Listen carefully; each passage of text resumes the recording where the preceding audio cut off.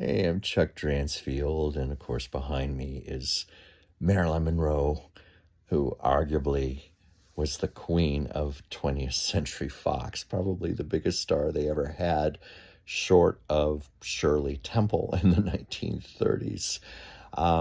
I've mentioned before that I used to have a good friend who worked at 20th Century Fox, and the great thing was I could go out there on nights, like a Friday night, and he would have keys, and we would just go around exploring and have a lot of the lot to ourselves. That was huge fun.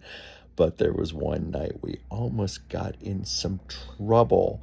My friend was showing me a film storage vault, heavy concrete and so forth, and very utilitarian, except the door almost closed on us and locked. It was a Friday night. Those vaults were pretty much soundproof. I don't know if we would have gotten cell phone reception in there. And had that door closed on us, I would have spent the entire weekend locked inside that vault and maybe hopefully discovered the following Monday morning. I don't know, but I've often thought about that. It's kind of ironic. Me, the great old Hollywood lover, the cinephile, ending up like that, locked in a film vault and maybe not surviving.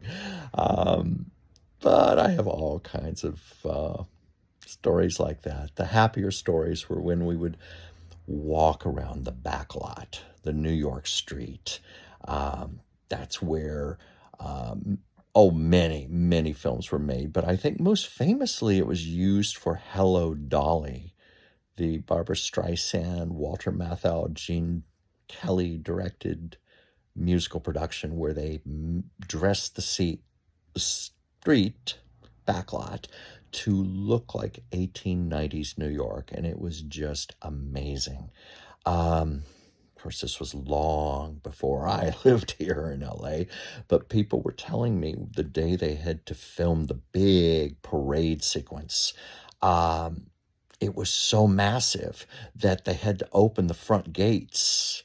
And as they were filming the parade going by, and of course, Barbara's singing her great Before the Parade Passes By number, they had to close off a big section of Pico Boulevard, a main thoroughfare in Los Angeles, so this parade could spill out through the gate and come out onto Pico Boulevard so they could keep the momentum going. And then they'd have to, of course, back up to do another take. I would have loved to have been there to have seen that.